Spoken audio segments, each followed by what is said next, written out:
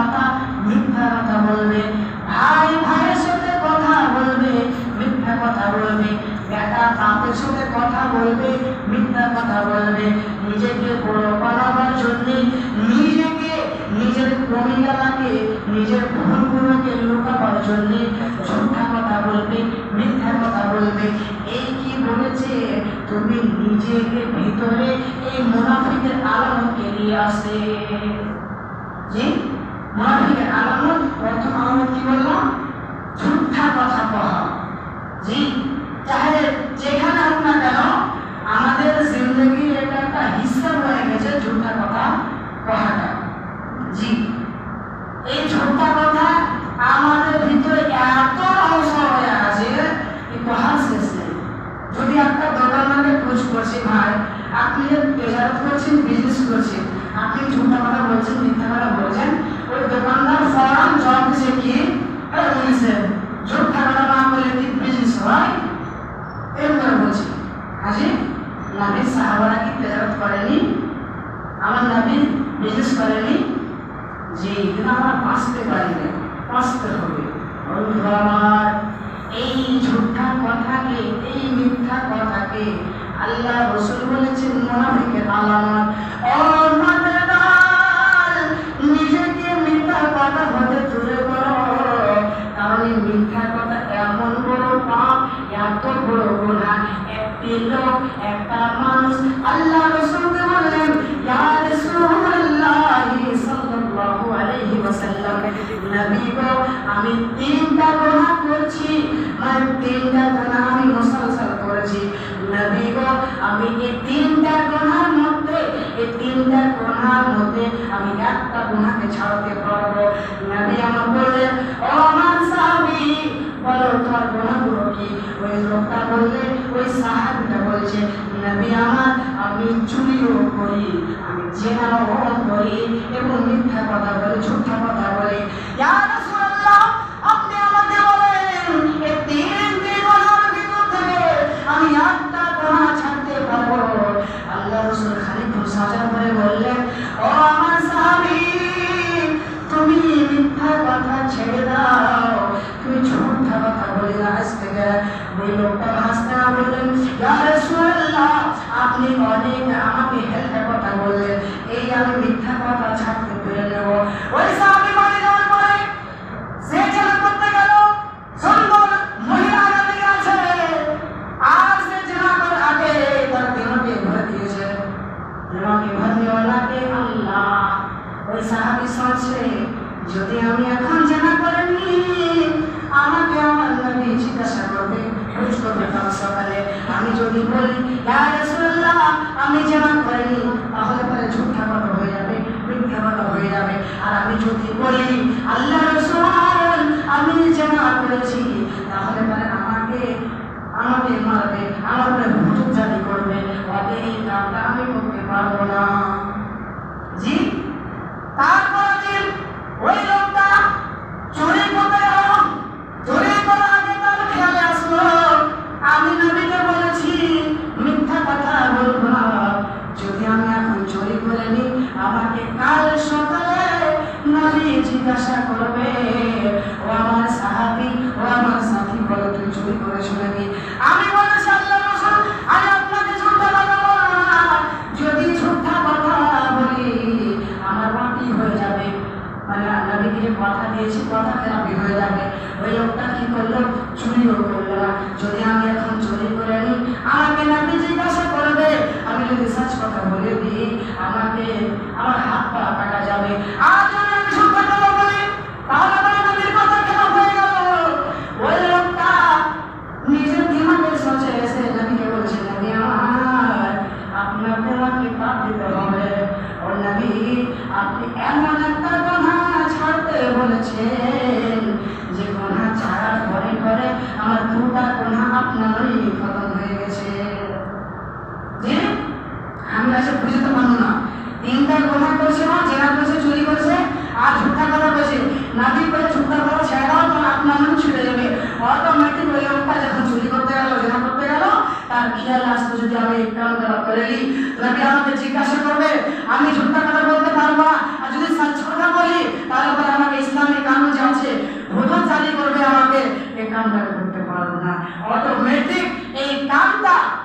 কি বলে এই দুটাটা গুনাহ, এই জেনা আর চুরি অটোমেটিক সেটা করা হয়। এখান থেকে বুঝতে পারা যাচ্ছে মিথ্যা কথা খুবই বড় একটা গুনাহ, আমাকে আপনাকে ছাড়তে হবে। এই মিথ্যা কথা কত বড় গুনাহ আর কত বড় একটা এটা একটা জুলম। যেমন আল্লাহ তাআলা বলেছেন, ইয়া আইয়ুহাল্লাযীনা আমানু তাকুল্লাহা ওয়া কুনু মা'আস সাদিকিন। ও ঈমানদার ব্যক্তিগণ, যারা ঈমান নিয়ে এসেছো, আমাকে আল্লাহ বলে মেনেছো, আমার উপরে ঈমান নিয়ে এসেছো, তোমরা সই নাও, তোমরা আমাকে বলে ডরাও, আমানু তাকুল্লাহা, আমাকে বলে ডরাও, ওয়া কুনু মা'আস সাদিকিন, আর তুমি সত্যবাদীর লোকের সাথে থাকো। ওইরকমই যেমন একটা মা নিজের ছেলেকে কহে কি, বেটারে ওই চানার সাথে তুমি ঘুরিও না, ওই চানার কাছে যাও না, কেন জানো, ওই চানাটার বুদ্ধি ভালো হয়, ওই চানাটার আদত ভালো হয়, সে গালি গুলস করে, সে চুরি করে, অন্য গুনাহ করে। একটা মা নিজের ছেলেকে বাঁচানোর জন্য এই কথা বলে, ওই লোকের সাথে থাকিও না, ওই চানার সাথে খেলিও না, বলে না আপনারা? জি বলে। ওইরকমই এটা একটা নসিহত আল্লাহ তাআলা কি বলবো, মা'আস সাদিকিন, তুমি সত্যবাদী লোকের কাছে থাকিও, সত্য লোকের কাঁধাতে কাঁধা মিলে চলিও, তুমি মিথ্যাবাদীর সাথে থাকিও না। কেন? যদি থাকো তো ওয়ার থেকে তুমি হয়ে যাবে, এটা হতে পারে। জি, কেউ কারোর রঙের পারে হতে পারে, তোমার কারোর রং আসতে পারে। এই জন্য আল্লাহ বলছে, কোনো মা'আস সাদিকিন, তুমি সত্যবাদীর সাথে থাকো, ঝুঠার সাথে থাকিও না। জি, এটা আপনাকে আমি বোঝাতে চাইছি যে মুনাফিকের আলামতের মধ্যে থেকে একটি আলামত কি, মিথ্যা কথা, ঝুঠা কথা বলা। এটা আপনাকে ছাড়তে হবে, আল্লাহ তৌফিক দেন। 2 নম্বর আলামত, আল্লাহ তাআলা বলেছেন, ইযা হাদাসা কাযাবা ওয়া ইযা ওয়া'আদা আখলাফা, যখন কোনো মানুষ ওয়াদা করে, ওয়াদা খেলাফি করে।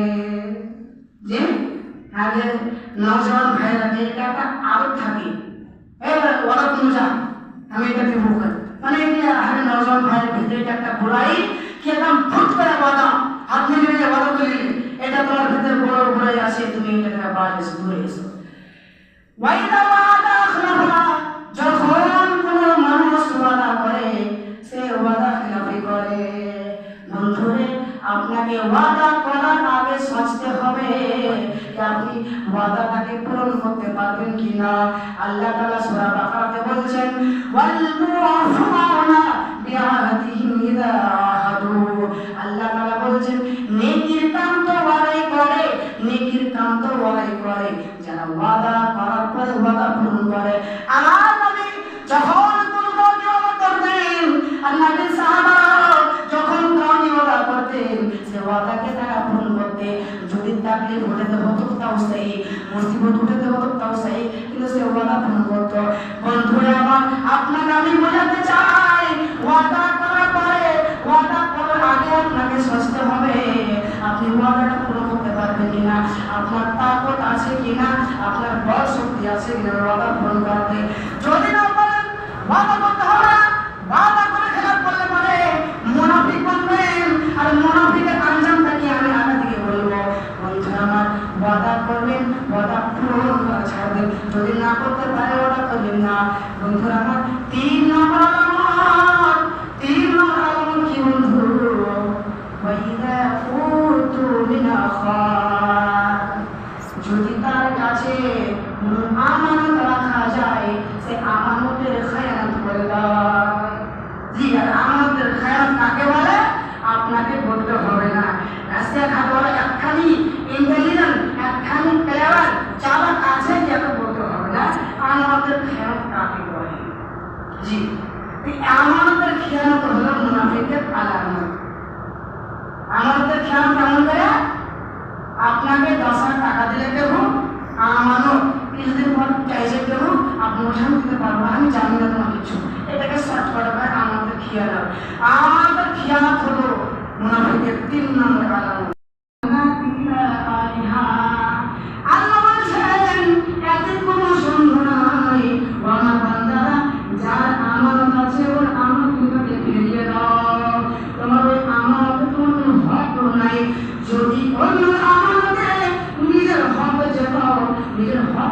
রাখো, তাহলে পরে তুমি খায়রাতকারী হবে, তোমাকে জাহান্নাম যেতে হবে। বন্ধুরে আমার, আল্লাহ রাসূল 3 নম্বর মুনাফিকের আলামত বললেন।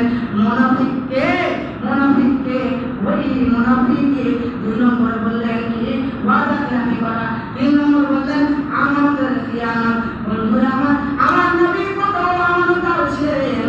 যখন মক্কার কাফিরেরা, মক্কার মুশরিকেরা, মক্কার বেঈমানেরা বললেন, ও আমার সাথীরা, একজন নবী, একটা মানুষ যেদিনকে মোহাম্মদ বলে করে নিজের নাম মোহাম্মদ বলছে, আজকে আল্লাহর নবী নিজেকে বলছে, আমাদের দেবী দেবতাকে খতম করে দিচ্ছে, নিজেকে আল্লাহ ইবাদত করতে বলছে, আর নিজেকে নবী মনে করে নবী বলতে বলছে। ও আমার সাথীরা, মক্কার মুশরিকরা বলছে, ও আমার সাথীরা, তোমরা শোনো, মুহাম্মদকে জিন্দা কিংবা তাকে মেরে যে আমার কাছে নিয়ে আসবে, আমি তাকে 100টা লাল উট দিব। জি, ওই কাফির বলছে, ওই মুশরিক বলছে কি যে মুহাম্মদকে জিন্দা কিংবা মুর্দা আমার কাছে নিয়ে আসবে, তাকে আমি ইনাম দিব কয়টা? জি, 100টা লাল উট দিব। আর লাল উট কত দামি? তুমি দাম করো, লাল উটের দাম বলে অনেক। তো লাল উট দিলে ওই কাফিরটা মুশরিকটা যে মুহাম্মদকে জিন্দা মারবে, যে আমাকে জিন্দা নিয়ে আসবে। ওই সময় আমার নবী মজবুর হয়ে গেলেন আর হিজরত করলেন। হিজরত করার আগে আলীকে বলছেন, এই যে আমার কাছে মাল আছে, আমি আপনাকে বুঝাচ্ছি, আমানতদারি কাকে বলে, আমানতদারি আপনাকে করতে হবে।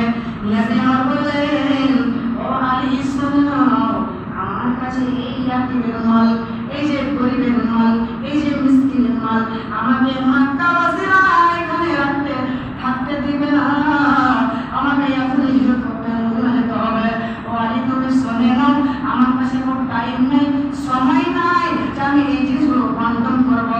আলী রে, আমি আমানতদার, আমি আমানত রাখনেওয়ালা, আমি আমানতটাকে অন্যজনের কাছে পৌঁছে বুঝে রাখবার। আলী, তুমি আমার বিছানাতে শুয়ে যাও, তুমি আমার বিছানাতে শুয়ে যাও, আর আমার বালিশটা মাথা দিয়ে দাও, আমার চাদরটা তুমি ওড়ে নাও, আর কাল ভোরে আগামীকাল তুমি এই মালগুলো বন্টন করে দিও। ইয়াতীমের মালগুলো ইয়াতীমকে দিয়ে দিও, মিসকিনের মালগুলো মিসকিনকে দিয়ে দিও, ফকির যারা আছে ফকিরকে দিয়ে দিও। আর এই দেওয়ার পরে তুমি আমার কাছে চলে আসবে।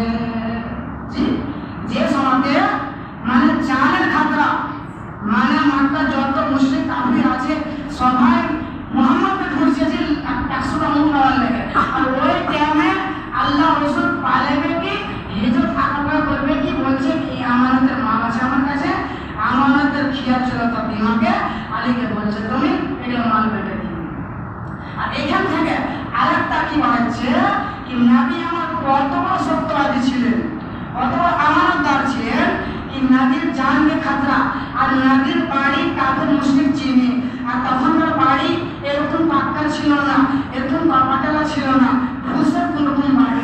আলী কত নবীর করে এতই নবীর পাক্কা ঈমান রাখা আছে, ওই নবীকে চলে আলো আবু বকরকে সাথে করে নিয়ে, আর ওই আলী নবীর উপর কত ভরসামন্দ, ওই জানি পারবা না করে হতে পারে কাফিররা নবীর বাড়ি এসে এই নবীর বিস্তারকে দেখে হতে পারে তাওয়ার মারতো, যে মানে খতম করার নিয়ে থাকি। তো আলী কত ভরসামন্দ, আলী শুয়ে আমার পিছনে যাবে। কেন জি বলছে, নবী আমার বললেন তুমি মদিনা মুনাওয়ারা চলে এসো, মদিনাতুল মুনাওয়ারা চলে এসো, আমার সাথে তোমার ওইখানে দেখা হবে।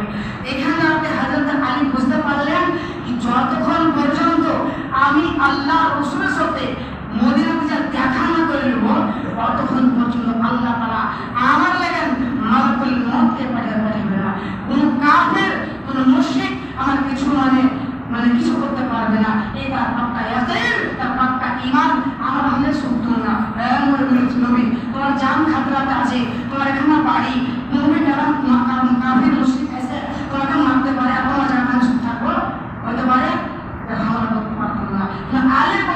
ইয়াকিন বলে আমি শুয়ে গেলাম।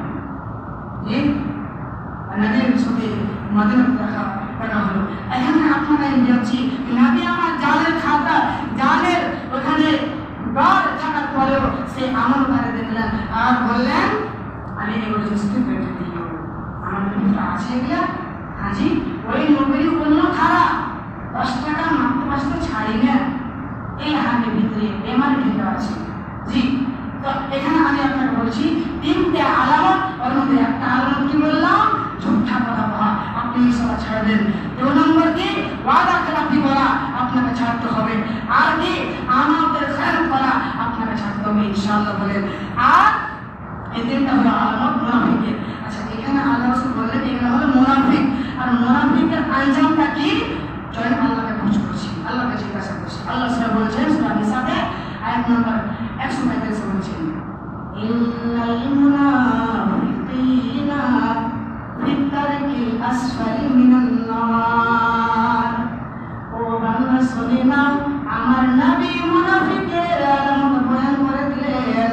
আর মুনাফিকের আঞ্জামটা কি আমি আল্লাহ তোমাকে শোনাচ্ছি শোনো। ইন্নাল মুনাফিকিনা ফিদ দারকিল আসফালি মিনান নার। দারক মানে হচ্ছে কাহা আসফাল মানে হচ্ছে নিচে নার মানে জাহান্নাম। ইন্নাল মুনাফিকিনা নিঃসন্দেহ এতে কোনো সন্দেহ নাই এতে কোনো ভুল নাই এতে কোনো ত্রুটি নাই মুনাফিক যারা হবে জাহান্নামের সব থেকে নিচে হিস্সা দিতে যাবে। ইন্নাল মুনাফিকিনা ফিদ দারকিল আসফালি মিনান নার। মুনাফিককে আল্লাহ তাআলা জাহান্নামের সব থেকে নিচে হিস্সা দেবে। অতএব বন্ধুরে আপনি জানেন মুনাফিকের আলামতটা কি ওই আলামতটাকে নিজের ভিতর নিয়ে আসেন না। আর আল্লাহ বলেন মুনাফিকের আঞ্জাম জাহান্নামের নিচে। এই আঞ্জামটা আপনি জানতে পেরেন। আপনি জানার পরে আপনার ইনসানি আকল এটাই ব্যবহার করবে আপনার আকল এটাই করবে ভাই এই আঞ্জাম থেকে নিজেকে দূরে করে নাও। জি আমি 5টা কথা বলতে চাচ্ছি আপনাকে। এই 3টা খাসলাতে বুড়ি খাসলাত বুড়ি আদত এই খাসলাত থেকে নিজেকে দূর করে ঝুঠা বলা থেকে এই ঝুঠা মানে জিন্দেগি একটা হিস্সা করে দিয়েছে আল্লাহ রাস্তায় আপনি আপনি দূরে করেন। এগুলো 3টা আলামত আপনাকে বলছি যে আপনার শোনা গেল। আল্লাহ তাআলা দোয়া আল্লাহ আমাদেরকে মুনাফিকের আলামত থেকে বাঁচিয়ে রাখিও আল্লাহ। আল্লাহ আমাদের ঝুঠা বলা থেকে পরহেজ করা তৌফিক দাও আল্লাহ। মাওলা করিম আমাদেরকে যতদিন দুনিয়ার বুকে বাঁচিয়ে রাখবে সহি ঈমান সহি আমল আমাদের বাঁচিয়ে রাখিও। আর যখন আমাদেরকে নেবে সহি ঈমান সহি আমল হাতে দিও। আমিন ওয়া আখির দাওয়ানা